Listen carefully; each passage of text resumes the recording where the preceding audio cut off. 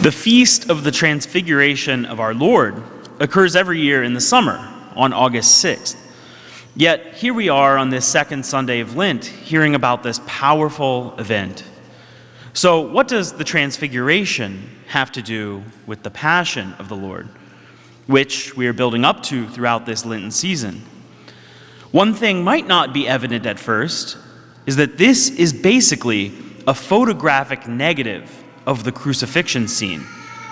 Notice, Jesus went up a mountain, hardly recognizable to those who know him, conversing with two men, one on either side of him. And his disciples were astounded and confused. Both the Transfiguration and the crucifixion have these things in common. And they are not merely coincidental connections. The Transfiguration is truly meant to prepare and point to the coming crucifixion of our Lord. Luke tells us that our Lord was speaking with Moses and Elijah about his coming exodus. That is to say, his departure, his death.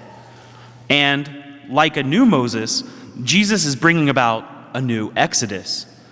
This one won't occur in Egypt, though, but Jerusalem, the city toward which Jesus is about to journey and in which he will die. In his exodus, he will pass from death to his resurrection and his ascension into heaven. Now, at this point, the Lord had told his apostles of his coming suffering and death. But now that it was getting so close, and knowing that they are weak and prone to doubt and confusion, much like us, Jesus gave them a scene that would bolster their faith. He gave them a powerful vision of the reality of who he truly is, God. Yes, they knew well enough that he was a man. They could see and interact with his humanity, but his divinity remained veiled.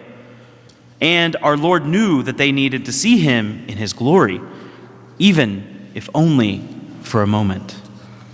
We too experience this same veil which cloaked his glory some 2,000 years ago, because he is hidden. He is hidden here in the Holy Eucharist.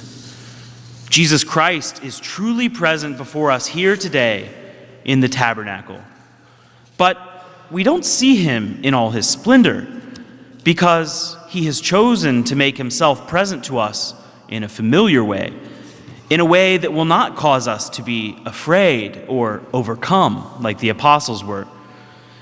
In the appearance of bread and wine, which at the consecration during Mass truly become his body, blood, soul, and divinity.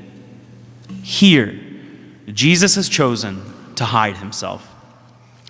One reason that God is hiding or veiling his glory from us is to test our faith, so that it may grow and flourish. He's allowing us to exercise the gift of faith which he gave us in baptism and strengthened in confirmation. Now, if everything were easy, if we didn't have to struggle and wrestle with our faith, it would actually mean very little, because true love requires work. Yet, like the apostles, we are weak and prone to occasional doubts.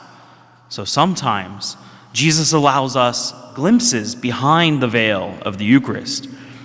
Every so often, usually in a moment of crisis of faith, the Lord pulls back the veil of what looks and tastes like bread and wine and shows us that the Eucharist is indeed his body and blood.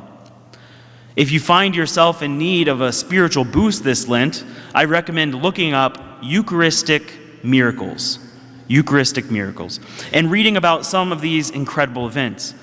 They happen in various places, they've happened over the centuries, and just as a few examples, some of the things that have happened with these Eucharistic miracles. They have restored the faith of many doubting priests. They've averted natural disasters and fires, stopped thieves in their tracks, and defied the very laws of physics. Just like on the mountain at the Transfiguration, our Lord, in the Eucharist, has shown himself to us as he really is in moments of doubt and confusion. He can, and he does, break through the veil to show himself to us. But we know that he's always there. Today, as we approach our Lord in Holy Communion, let us remember that behind the veil of bread and wine is the glory and power which waits for us, and which we, God willing, will experience for ourselves one day in heaven.